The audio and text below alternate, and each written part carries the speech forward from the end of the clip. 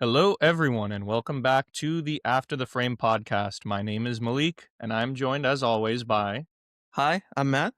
And today we are going to be tackling a Knives Out mystery, Wake Up Dead Man. Alden, did you enjoy the first two in this? I guess you can call it a trilogy of movies that Rian Johnson has put out. I did. I've been a big fan of Ryan Johnson for a long time, outside of his infamous Star Wars work. But looking at, the first two, I mean, I thought the first one was a really strong kind of just genre busting film. I mean, it was really a crime thriller, but it was funny and it had a loaded cast. It really kind of spun the mystery thriller genre just kind of on its head. The second one I didn't enjoy as much, but I mean, I'd still put it up there as a good movie.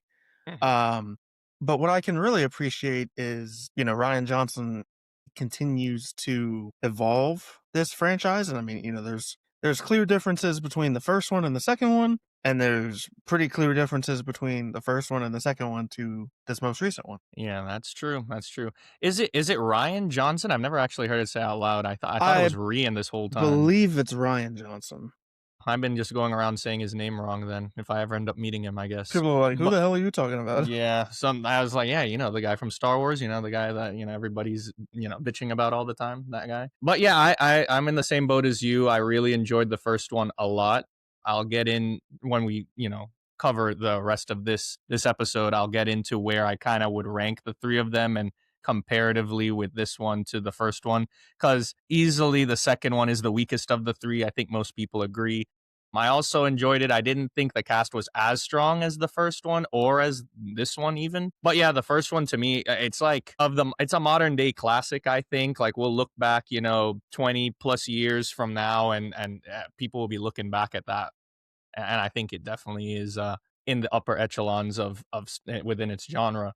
As far as this movie goes, I was very excited to watch it when I saw the trailer come out for it and I found out that it was coming out, this month. I I was very excited. I was a little disappointed that they only did the whole select theaters thing. Yeah. Yeah, I would have loved to have seen this in theaters.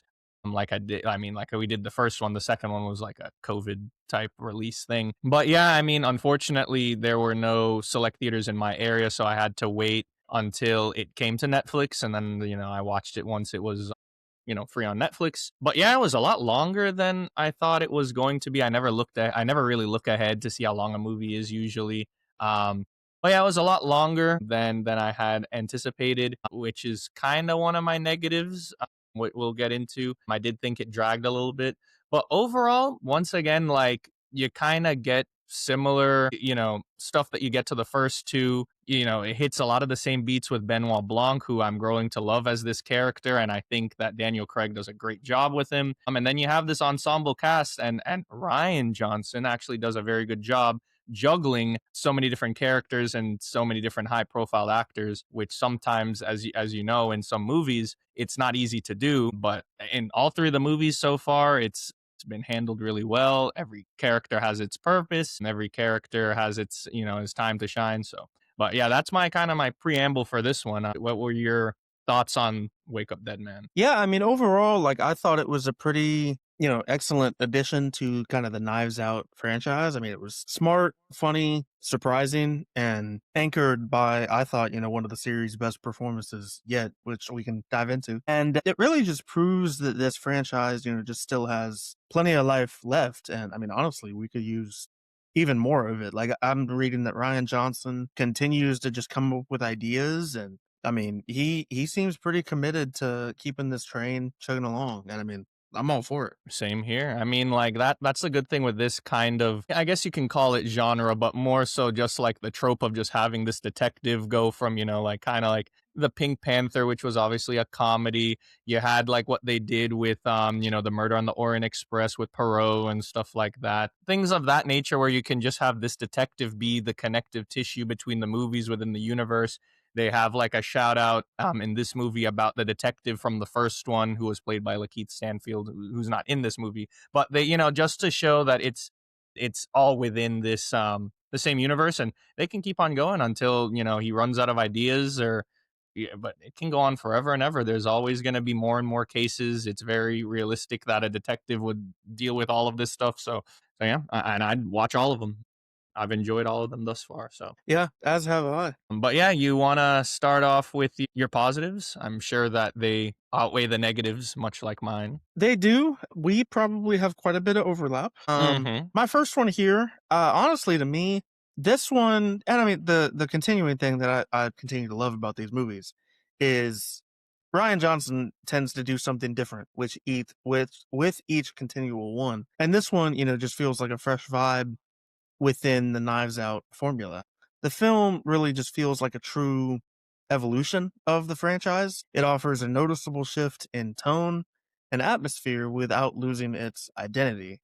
It proves the series can reinvent itself while still kind of delivering the satisfying murder mystery, core fans expect. Yeah, I mean, for me, this one, like, I know I did say that it like feels within the universe, but something about like just the way that this one was shot in particular, and then just the setting of it, you could see it being in a different universe. I guess you could say the costumes, just how everything was portrayed on screen. It's as you said, like it's within the same universe, but it is still unique and different than the other two. I'd say honestly a little bit like more different than the other two were together. But yeah, it's as I said, all the same beats.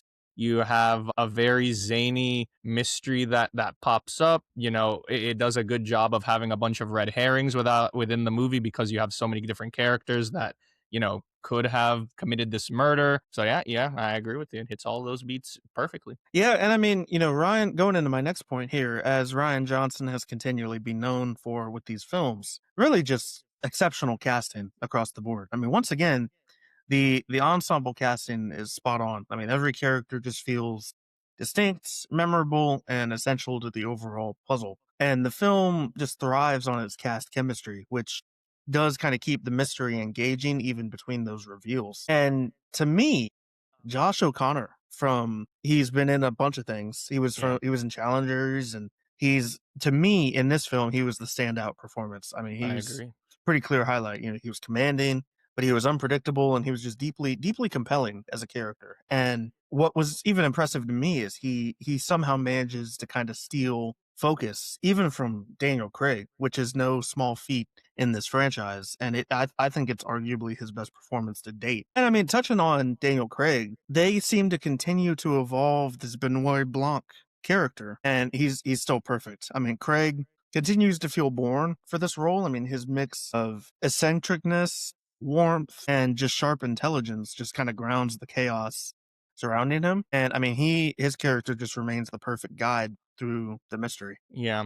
For me, I have to 100% agree. I think that the acting as a whole, like you said, the ensemble, everybody plays their parts really well, even from, Mila Kunis, who's a very big name actress, and she's just like the local town, like head of police, it seems like. Even those smaller parts, Jeremy Renner, like some of them don't have like the biggest parts, but everybody plays their part very well. Yeah, as you said, I mean, this movie to me, I was a little shocked that like it had less Benoit Blanc, just because what was the character's name? Judd, right? Mhm. He kind of took center stage, and it wasn't a terrible thing. Out of the three, every single movie so far, Benoit Blanc has like that one character that kind of comes along with him on the journey and everything.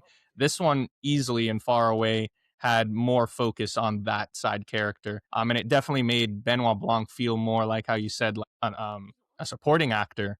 Obviously, he has the big reveal. He figures everything out, so on and so forth. But yeah, Judd is definitely the main character in this, and that's not necessarily a bad thing. No, absolutely. And I mean, just taking a look at the big picture, I mean, this is a strong but clever, murder mystery. I mean, the story just consistently, keeps you guessing. It throws in smart misdirections and unexpected turns. And I mean, the mystery just kind of unfolds in a way that felt organic rather than gimmicky. And Hmm. I think part of that can be credited to Ryan Johnson. I, as a Star Wars fan, will give him as much flack as I can for that. But he does have a commitment to avoiding just genre cliches. I mean, he continues to push against, tired tropes, finding new ways to surprise the audience. That doesn't work with Star Wars. But Mhm. the balance of humor and intrigue in this film and this universe, it landed once again. I mean, it kept the film fun without undermining the stakes. And my last kind of point is I thought, there was a surprisingly thoughtful use of just religious themes. I mean, surprisingly, I think the film kind of handles its religious elements with nuance and respect. And I mean, I think these themes kind of add depth rather than just feeling preachy or exploitative. Yeah, I 100% agree. The theming of Josh Brolin's character as this cult of personality, as they call him in the movie, is such a good commentary on how some religious figures are in today's world. And then, Ryan Johnson uses that as like the cornerstone of what happens within this mystery, and like,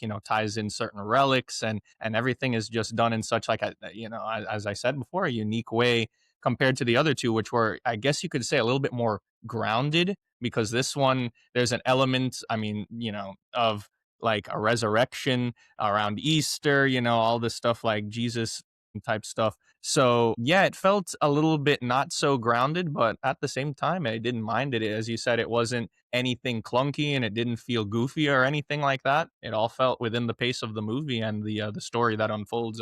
I agree with you. Yeah. What have you got for what didn't work for you? For me, is just like our last episode. It's really tough to like nitpick on this one. For me, two little things that is just literally me. I did think that because the movie's length, it had parts where it kind of dragged a little bit, which, kind of you can draw some focus from keeping the tension of like, this mystery and trying to figure out who it is, who done it.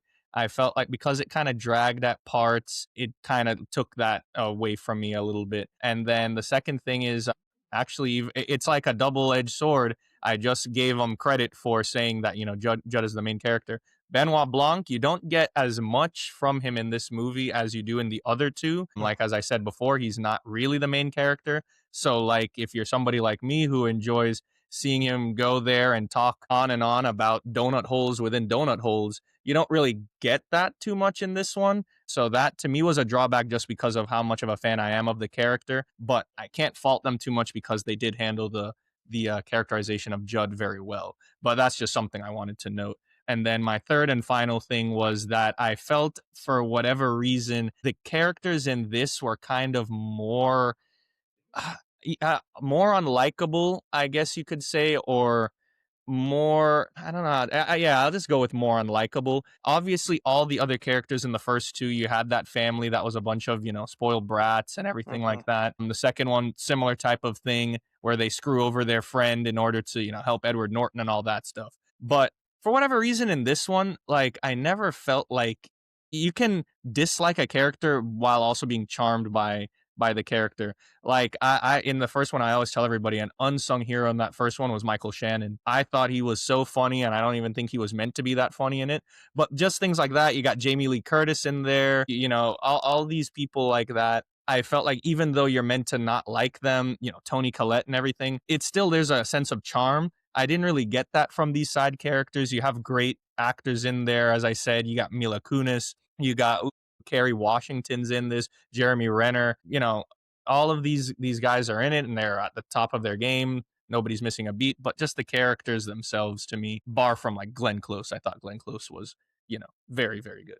But yeah, those are just my three little small complaints. I wouldn't even say that it was anything to distract from the movie itself, but that's just me. What about you? Yeah, I don't even have much. I mean, these I'm gonna say these, and these very well could be nothing burgers. But I mean, overall, thinking big picture, I mean, there's very little to complain about. I think Mhm. any issues are minor and just largely subjectives. But I think certain tonal shifts just may not click for every viewer, and to some, I mean, there's high expectations from the franchise. I mean, with the bar already being set high, I mean, some viewers, I could see the argument where they may prefer the tone or structure of one or two. And I mean, that's less of a flaw and more of a matter of personal taste. But as far as like big, filmed at its core issues I didn't really have much. Yeah, no, the movie's pretty tight. There's Yeah. not too much to pick apart, and not too many inconsistencies. Everything made sense.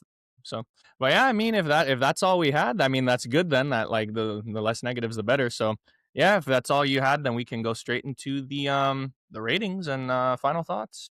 Yeah, works for me. What rating did you give it? So I gave it a 8.8 out of 10. We're pretty close on this. I gave it an 8.4 or an 84%. Sweet. And I mean, I know we have said that we're going to be doing a top 10, bottom 10 of the year kind of recap of 2025. I will say that this has now broken into my top 5. I know you've seen a lot Wow. more movies than I have, but yeah, this has now actually bumped down Superman. I know. But yeah, all will be revealed in another episode, of course. Yeah. But Very true. I How still have does a lot it of movies to watch, so I'm going to be watching Housemaid. So who knows? Housemaid might crack the top 5. Who's to say? I know you're a big Sydney Sweeney fan. I'm actually more of a fan of Amanda Seyfried. Growing up, she Me was too. like a celebrity crush, actually. So, but yeah, I mean, yeah, we'll see in those later episodes about where everything ends up being. I'm Yeah. sure not much will be changing over the movies I plan on seeing for the rest of the year. So, How before we wrap, how would you say this compares to 1 and 2? Like do you have a ranking? yeah, but it's like how you said, like there's really nothing I can pick apart in this movie bar like some nitpicky stuff that's just me. I have heard people say that this is better than Knives Out, and I think that yeah, when you if you look at it from like a cinematics standpoint, I'd say it's the better film than from like compared to Knives Out. However, me personally, I prefer Knives Out to this. So it's a toss up. Like I'd say that like both of them, if we were doing reviews way back whenever that came out, it'd probably get a similar rating. I haven't really because when it comes to these movies, you already know the outcome. It's tough to rewatch it with the same lens.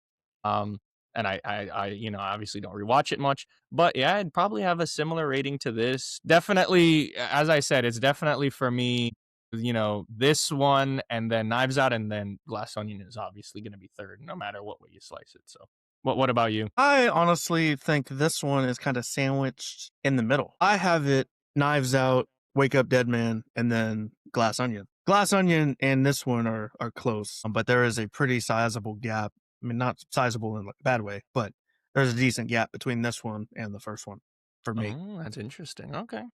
So since I've got it in front of me, I did rewatch 1 and 2 a while back, not like super, so it wasn't super fresh in my mind, but I did kind of rewatch them just to kind of get a basis of understanding, diving back into this universe. Because the first one came out in 2019 and the second one came out in 2022. So a nice, every 3 year period. Mhm. So this one I gave an 8.8. Glass Onion I gave an 8.6. And Knives Out I gave a 9.5. That's fair. As I said, like maybe I need to rewatch it myself. I have a hot take for that movie. I think Chris Evans was a miscast. I think he was cast in that movie strictly on his name. That's just That me though. that I could see. Yeah. I think that there are definitely I mean, take what's his name? Josh O'Connor in this movie, still breaking into Hollywood. Somebody I think sometimes in Hollywood it's better for them to go with like another actor that doesn't have the notoriety sometimes. I didn't think that Chris Evans played a good, sorry, spoiler alert, villain in that one. But I'm very rarely that's a whole nother conversation. I'm very rarely impressed by Chris Evans roles bar Captain America, honestly. Everything else I feel like he's, kind of not too impressive, but that's just me though. That's another episode's I mean, discussion. I know you said it's a hot take. Just don't get your flame on about it. Oh, yeah, forgot about that. He was very good in that. I'll He tell you. was good in that. Yeah. I think he's a good Johnny Storm. But yeah, I mean, I think like we've covered everything that we need to say for Wake Up Dead Man. I'm looking forward to hopefully 3 years from now when they have the fourth one of these and we have a whole new cast that'll surely have Pedro Pascal and Timothy Chalamet in it, and probably Zendaya will be thrown in and Tom Holland. It'll look like the Odyssey. They'll just get the Odyssey Yeah, cast. everybody. Yep. Everybody will just be in it. Leonardo DiCaprio. Maybe they'll just bring people back from the other movies. Who knows? But yeah, I'm looking. They could make a TV series with Benoit Blanc, and I'd love it. So yeah, I mean, we'll see where the future goes with this franchise. But that's all my thoughts on this one. Yeah, same here. Okay. All right. Well, everyone, thanks again for listening, and we will catch you in the next one. Thanks, everybody.